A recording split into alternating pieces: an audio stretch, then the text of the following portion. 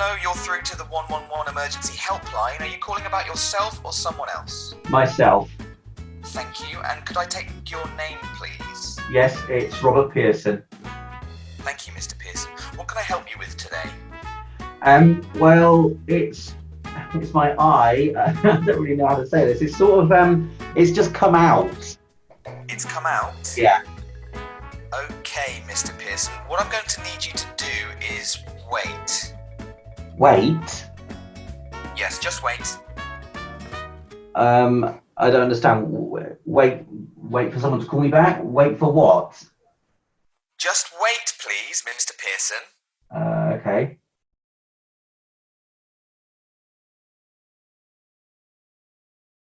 Okay, that should be enough time. How's your eye now, Mr. Pearson? Oh my god. Oh my god, it's completely fine. I can't believe that worked. Yeah, doesn't happen, does it? Healing yourself in real life is nowhere near as easy as healing yourself in a video game. Or as strange, for that matter. In fact, here are 7 ways to heal yourself that only work in video games.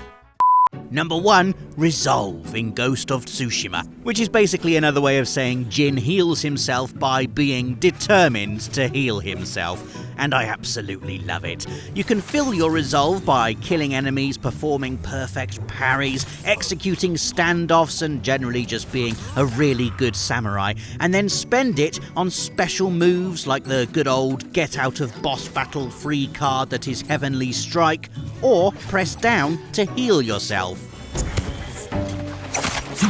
Essentially, Resolve is a currency that rewards skillful play, part of an in-game combat economy that encourages use of Jin's best techniques and in return grants you the ability to survive and use some more. I just really love that it's called Resolve though. You know, Jin can be stabbed, thrown to the floor and literally be on the brink of death, and just through sheer force of will, he can decide to not die.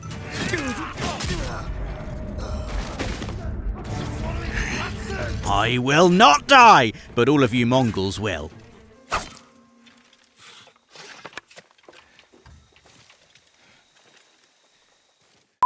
Entry 2 is one of my favourites. Being shot at by cultists and pirates, or mauled by the local wildlife, or fallen off a high place, or been burned or crashed your car, or suffered any one of the horrible injuries absolutely no insurance company would cover if you were ever foolish enough to holiday in a location from a Far Cry game. Well, that doesn't matter because just stick your thumb back into its socket and all will be fine. This is video game logic at its purest, and I love it. And I think the reason why is because these animations go above and beyond what is actually required. You know, if you just had a health drink or a first aid kit in Far Cry, you know, a fix-all heal yourself instantly magic item, no one would give it a second thought. But by putting the effort in to create bespoke healing animations, you get these wonderful instances of your character fixing himself up in ways that really make no sense at all. So yes, only in video games can you heal a gunshot wound by undislocating your thumb. Ouch. Number 3, eating. Now, let's be fair here. Food is very good for recovery in real life. If you've been exercising or if you've been ill, keeping your nutrition and blood sugar levels at an optimum level are pretty key. Video games sort of just simplify the process. Here we are in Tekken 3's Tekken Force mode. We've taken a bit of a kicking, but it's okay because chicken. We can gobble our way back to full health in an instant. Food is not so much medicine as magic in these instances, and I can think of loads of examples where this is the case. Being battered by a marauding elephant in Dark Chronicle, eat some lovely bread. You won't even feel the effects of those trample injuries after a chunky wedge of best of both. Beaten to a pulp in Streets of Rage 4, just like in Tekken 3, pick up and eat the chickens just lying scattered on the floor. Now you're fresh, energized, your fists fizzing with freshly acquired protein, ready to carry on your day.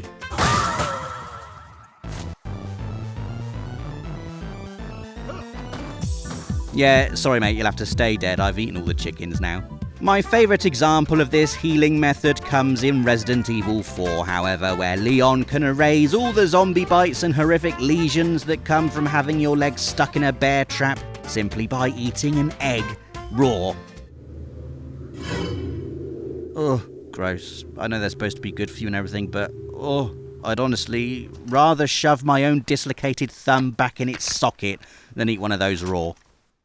Entry 4, waiting. You saw it in the intro to this video, and you've no doubt seen it in countless action-adventure games over the years. In fact, waiting for your health to regenerate is so prevalent in games nowadays, I feel it's now just an accepted part of their DNA. If you play games lots, you just know instinctively what to do when you're in trouble. Find somewhere quiet, preferably behind cover, and wait. Eventually, all of your injuries will sort of just melt into the ether, and you can leap out, ready to enact revenge for the death you didn't experience because you magically got better by sitting around doing nothing for a few seconds. In fact, we're so used to being able to sleep ourselves back to full health now that when you do come across a game that has the temerity to insist on using health packs, it feels kind of odd, like an unwelcome old-school throwback. Health packs? What are you going to ask me to do next? Find a save point or something? Skyrim is my favourite game for waiting, though, because it's developed a system where you can skip the actual waiting altogether.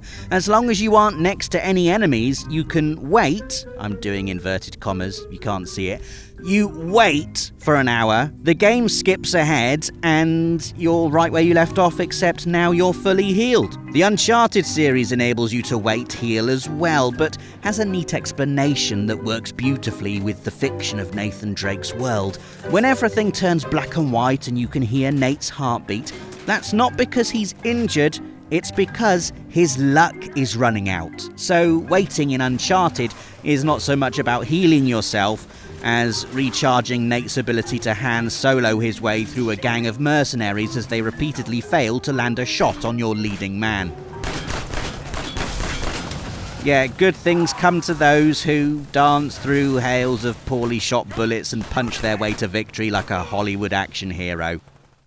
Our next entry only happens in one series, Sonic. Being a medical professional in Sonicland must be quite a simple job, actually. As long as they are holding at least one golden ring, they're going to be okay. Imagine being the head surgeon of Green Hill Zone Hospital. A patient is blue-lighted to the emergency room. Big fall, travelling at high speed, directly onto a bed of spikes. Have a ring, get back out there, next patient please. So yeah, that's the key to survival in Sonic. Get hit, quickly gather up as many rings as you possibly can. Also, collect them as you zoom about the place. As long as you're holding onto at least one, you can take anything. I mean, yes, this is far easier said than done, because sometimes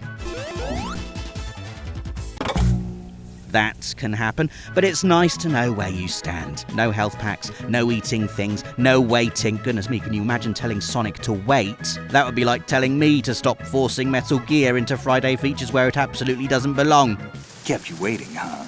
Just zooming around, clutching those golden rings like you're some kind of Mach 3 golem. No, my preciouses, come here to me. Oh, yes. Next up is a children's game with what is, when you stop and think about it, one of the most brutal healing methods in any game ever. Spyro the Dragon is protected by his dragonfly friend Sparks. Sparks can take 3 hits for you before he disappears, whereupon if you get hit again you die. Sparks' health is denoted by his colour. If he's gold, he's good. Blue, not so good. Green, he's 1 hit away from disappearing. And the way in which you make him healthy again is to kill whatever harmless, innocent animals are in your immediate vicinity and turn them into butterflies for Sparks to eat. So here, for instance, you have to barbecue these poor little sheep. Sorry. And in this level, it's cute little bunnies that need roasting. Yeah, have some of that. That'll teach you for hopping around doing nothing except being cute and fluffy. I mean, I get that Sparks eats butterflies, but why not then just have butterflies fluttering about the place. Murdering benign woodland creatures just to top your health up is pretty dark, isn't it? And that's coming from the guy who goes around butchering entire settlements of NPCs in Skyrim, not because it tops up your health, but just because it's fun. Yeah, that's right, I can still get that clip in here as well. But yes, don't try this at home, okay? Healing yourself by killing rabbits and sheep and caterpillars only works in Videogame. In fact, it only works in Spyro. You're Peggy 7 my arse. Our final entry this week is all about Resi, my favourite series for healing yourself in ways that could only work in a video game. I mean, the herbs I can kind of understand. A lot of medicine is plant-based, and, when I get stung by a stinging nettle, for instance, it's dock leaves to the rescue. But there's a big difference between getting a tiny sting and having half your neck bitten off by a crazed undead lunatic, isn't there? And this is where Resi goes full on. This could only work in video games. You get first aid spray, a bit like deodorant, except instead of preventing sweating and body odour, it prevents almost certain death. There is no injury this magic spray cannot handle. Zombie bites, broken bones, you name it, just shake, spray, and voila, you're ready to go. I also really like how Ethan is able to heal himself in Resident Evil 7 with what's essentially just a small bottle of TCP. Has your entire foot been hacked off? Don't worry, just sprinkle a bit of this on it and good as new. So there you are, 7 ways to heal yourself that only work in video games. Can you think of any other examples? Let us know in the comments, give us a like if you enjoyed this video, and click the notification bell to make sure you're always up to date with everything from the world of PlayStation.